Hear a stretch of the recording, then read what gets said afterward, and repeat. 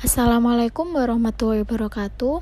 Di sini kami dari kelompok 7 akan mempresentasikan hasil diskusi kami.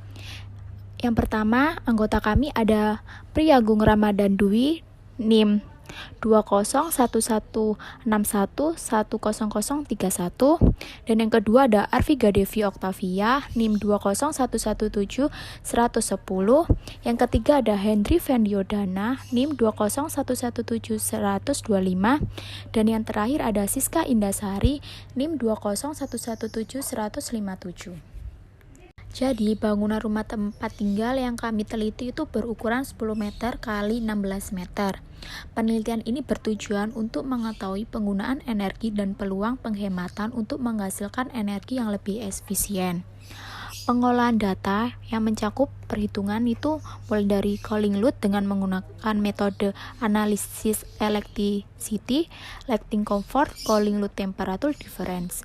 Proses validasi, melakukan simulasi untuk mendapatkan nilai penggunaan energi, dan yang terakhir yaitu melakukan rekomendasi berdasarkan faktor calling load yang meliputi faktor internal, eksternal, dan jenis AC untuk mendapatkan nilai intensitas konsumsi energi atau IKE yang paling efisien.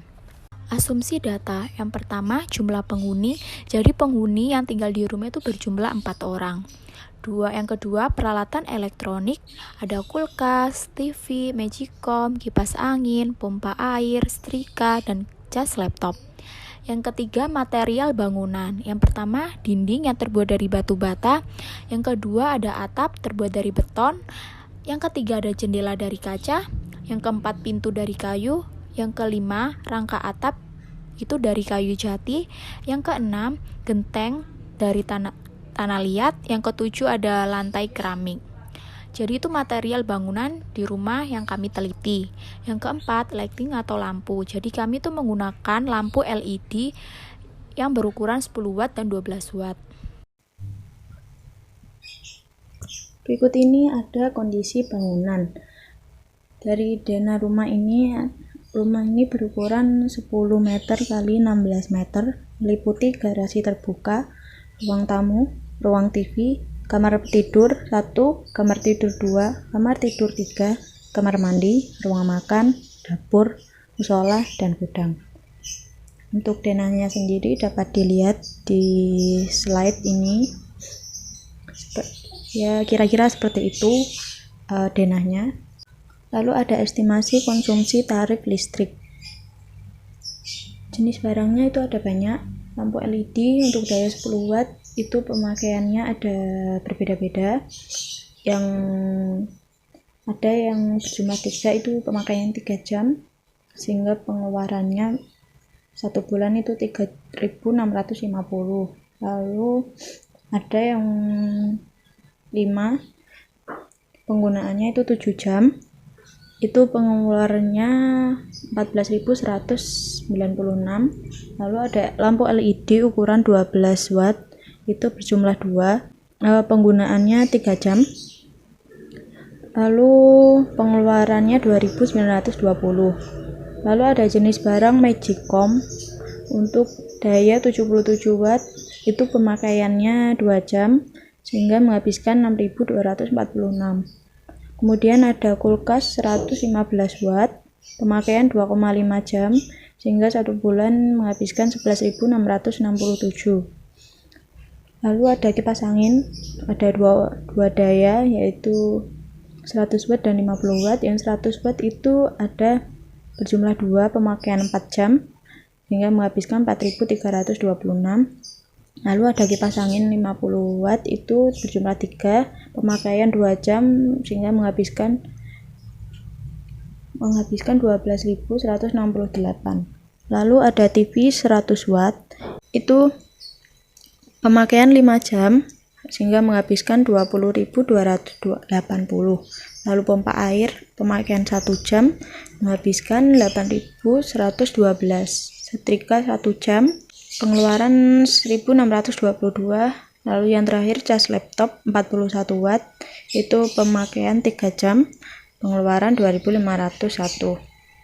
Sehingga total untuk 1 bulan itu ada 64,86 kWh. dalam 1 bulan. Lalu untuk perhitungannya, untuk tarif listrik golongan 900 volt adalah 1.352, sehingga untuk 1 bulan menghabiskan biaya sebesar 87.690. Berdasarkan estimasi hasil perhitungan listrik dan pembayaran listrik yang sebenarnya, terdapat perbedaan yang lumayan besar, yakni 13.330, dikarenakan perbedaan pemakaian listrik antara estimasi dengan yang sebenarnya. Untuk menghemat pemakaian listrik, perlu bijak dalam penggunaan listrik. Lalu ini adalah bukti struk pembayaran tagihan listrik dari PLN. Selanjutnya yaitu menjelaskan tentang lighting comfort atau pengukuran pencahayaan. Pengukuran pencahayaan buatan dilakukan dengan menggunakan aplikasi Luxmeter pada smartphone. Luxmeter akan diletakkan di titik tertentu sesuai dengan titik pengukuran cahaya. Pada titik-titik tersebut ditentukan dengan mengukur luas ruangan, kemudian membaginya berdasarkan ketentuan. Kita memiliki ketentuan sebagai berikut. Yang pertama, jika ruangan berukuran kurang dari 10 meter persegi, maka titik pengukuran berada tiap 1 meter. Yang kedua, jika ukuran ruangan lebih dari 10 meter persegi dan lebih dari 100 meter persegi, maka titik pengukuran berada tiap 3 meter. Yang ketiga, dan jika ruangan berukuran lebih dari 100 meter persegi, maka titik pengukuran berada tiap 6 meter. Pengukuran pertama dilakukan pada ruang tamu. Pada ruang tamu memiliki luas ruangan yaitu 5 x 4,5 meter persegi dengan luas total yaitu 22,5 meter persegi dengan tiap pengukuran 1,5 meter. Mendapatkan nilai tingkat cahaya pada titik A yaitu 38, pada titik B 35, pada titik C 32 dengan nilai rata-rata 35 dengan menggunakan standar SNI 120/250, tetapi belum sesuai dengan standar SNI. Kemudian di kamar tidur 1 memiliki luas ruangan yaitu 3 meter x 2,5 meter dengan luas total 7,5 meter persegi dengan titik pengukuran tiap 1 meter.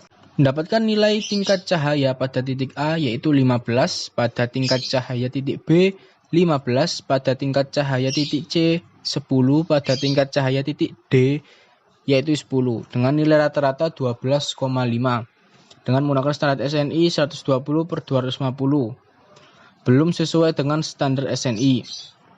Kemudian pada kamar tidur 2 memiliki luas ruangan yaitu 3 meter x 2,5 meter dengan luas total 7,5 meter persegi dengan tiap pengukuran 1 meter.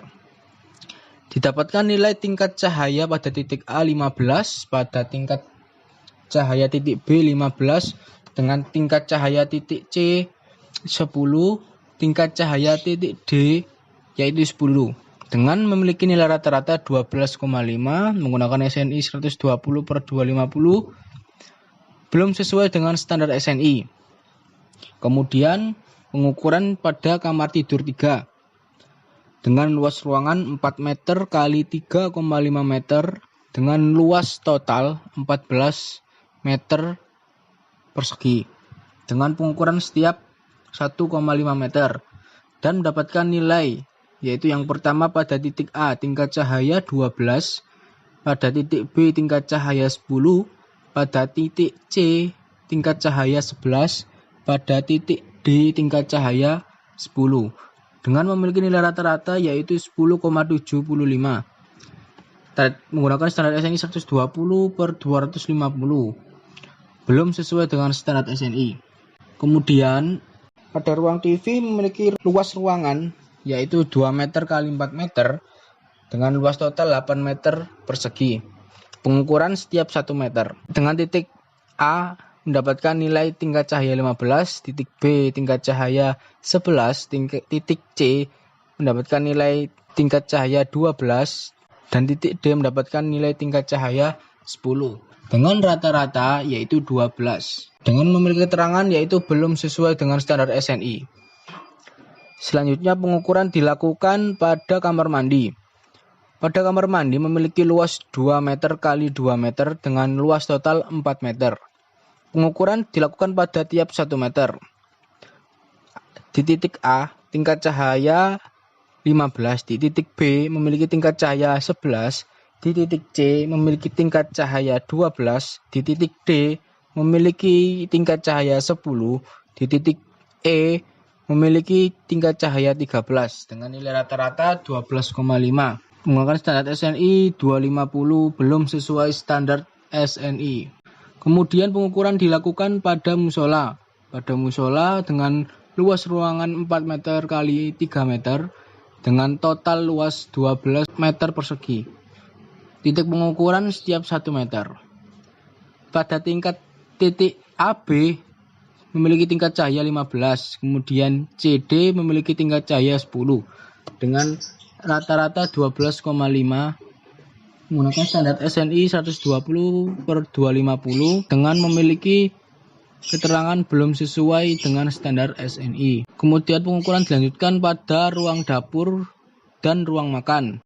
Luas ruangan yaitu 3 kali 5,5 meter persegi dengan total luas 16,5 meter persegi. Pengukuran setiap 1 meter. Dengan nilai yang didapat di titik A, tingkat cahaya 13, titik B 12, titik C 15, titik D 14, titik E 12, titik F 11, titik G 17 dengan nilai rata-rata 13,47 dengan keterangan belum sesuai standar SNI. Setelah melakukan pengukuran, selanjutnya yang dilakukan adalah dilating factor. Yang pertama yaitu ruang tamu. Ruang tamu memiliki titik A, B, C, yaitu titik A 12, titik B 15, titik C 10 dengan perhitungan DF TUS dan DF TUU dengan nilai yang didapat sebagai berikut. Kemudian dilating factor pada kamar tidur 1. Pengukuran pada titik ABC dengan nilai yang didapat sebagai berikut. Kemudian pengukuran pada kamar tidur 2 yaitu dengan titik ABC dan perhitungan sebagai berikut. Dan perhitungannya selanjutnya yaitu cooling load temperature difference. Di sini dibagi menjadi beberapa bagian rumah. Untuk bagian yang pertama yaitu roof, di mana diketahui CLTD sebesar 18 derajat Fahrenheit.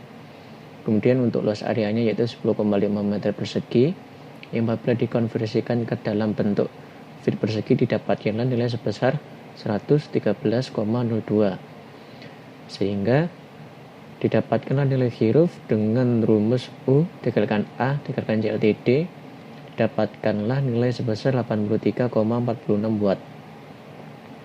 Kemudian untuk bagian floor diketahui CLTD-nya yaitu 18 derajat Fahrenheit dan sama seperti sebelumnya menggunakan rumus U dikalikan A dikalikan CLTD, sehingga didapatkanlah nilai sebesar 387,53 watt. Bagian selanjutnya yaitu partition. Untuk CLTD-nya diketahui 18 derajat Fahrenheit, luas areanya 10,5 meter persegi atau 113,02 feet persegi, sehingga didapatkanlah nilai Q part sebesar 82,27 watt. Nah, untuk yang infiltration air-nya ini mulanya kita menghitung delta T-nya yang didapatkanlah nilai sebesar 15 derajat Kelvin. Sehingga untuk nilai Q-nya melalui rumus ACH dikalikan volume dikalikan 1000 per 3600 didapatkanlah hasil 3,4 dikalikan 3 kali 3 dikalikan 3,5 kemudian dikalikan 0,27 sehingga didapatkanlah nilai heat infiltration air-nya sebesar 28,91 watt. Selanjutnya yaitu pada bagian dinding. Untuk bagian dinding ini sendiri dibagi menjadi 4 bagian, yaitu Q1 dinding berbatas luar dengan luas area 9 meter persegi atau 96,87 feet persegi. Selanjutnya yaitu dinding bagian kedua dan 3 atau Q2 dan 3. Dinding ini merupakan berbatas dengan ruangan sehingga diasumsikan nilai suhu kamarnya yaitu sama 24 derajat Celcius dengan luas area 113,02 feet persegi. Selanjutnya, dinding bagian keempat yaitu dinding berbatas ruangan berpintu, sehingga diketahui nilai A-nya sebesar 75,34 feet persegi. Sehingga untuk perhitungan masing-masing dinding yaitu sebagai berikut. Untuk High Wall 1 diketahui nilainya sebesar 21,97 watt. Kemudian dinding bagian 2 diketahui nilainya sebesar 0 BTU per hour atau 0 watt. Dan begitu pula dengan dinding bagian ketiga memiliki nilai sama karena pada kedua dinding tersebut diasumsikan berseberangan dengan ruangan yang memiliki temperatur yang sama. Kemudian untuk dinding bagian keempat yaitu 0 BTU per hour atau 0 watt karena hal ini sama halnya dengan dinding bagian kedua dan ketiga. Untuk perhitungan selanjutnya yaitu lightning dengan CLF-nya yaitu 24/24 sehingga didapatkan nilai 1, sehingga untuk nilai hue light-nya yaitu watt dikalikan FSA dikalikan CLF didapatkanlah hasil hue light sebesar 9,24 watt. Untuk selanjutnya human occupant-nya dibagi menjadi dua yaitu hue sensible dan hue latent. Untuk hue sensible-nya sendiri yaitu 1 dikalikan 70 dikalikan 22/24 di mana melalui rumus N dikalikan QS dikalikan CLF sehingga didapatkan nilai hue sensible sebesar 63,7 watt. Untuk nilai hue latentnya sendiri melalui rumus N dikalikan QL didapatkanlah hasil sebesar 45 watt. Selanjutnya yaitu hue from AC dengan W menggunakan rumus hue dikalikan COP di mana hue bernilai 400 dan COP bernilai 3,27 sehingga didapatkanlah nilai W-nya sebesar 1300 watt. Sehingga untuk perbandingan keseluruhan yang apabila ditotal maka total keseluruhannya yaitu 722,68 watt. Sehingga dapat disimpulkan bahwa saat menggunakan AC 400 watt, maka ruangan tersebut akan mencukupi atau memadai dengan AC berdaya 400 watt. Karena saat perhitungan hue tot sebesar 722,68 watt yang bernilai lebih kecil daripada hue AC sebesar 1300 watt. Dan kemudian untuk yang bagian terakhir yaitu intensitas konsumsi energi atau biasa disebut dengan IKE. Untuk menghitung IKE ini sendiri memerlukan beberapa data sebelumnya, di mana data yang dibutuhkan yaitu data energi dan data luas. Untuk data energinya ini diketahui 8,67216 kWh per tahun. Untuk luasnya ini diambil dari luas rumah, yaitu seluas 160 meter persegi. Nah, dari data-data tersebut maka dimasukkanlah ke dalam rumus IKE yaitu energi yang digunakan atau kilowatt hour per tahun dibagi dengan luas bangunan dalam satuan meter persegi sehingga didapatkanlah sebesar 1387,54 kilowatt hour per tahun meter persegi. Rekomendasi penghematan penggunaan listrik. Penghematan energi bisa dimulai dari cara penggunaan peralatan elektronik seperti pada pemakaian lampu, televisi, kulkas, setrika, kipas angin, hingga laptop yang membutuhkan listrik untuk mengisi dayanya. Untuk penggunaan kulkas misalnya pastikan kulkas telah tertutup dengan rapat dan jangan terlalu sering membuka pintu kulkas karena bisa menyebabkan suhu dalam kulkas meningkat. Letakkan kulkas juga berpengaruh terhadap besar kecilnya konsumsi energi. Jangan letakkan kulkas dekat dengan sumber panas dan jangan letakkan terlalu rapat ke dinding sehingga tersedia cukup ruangan untuk pendingin kondensor. Terima kasih, semoga bermanfaat ya. Wassalamualaikum warahmatullahi wabarakatuh.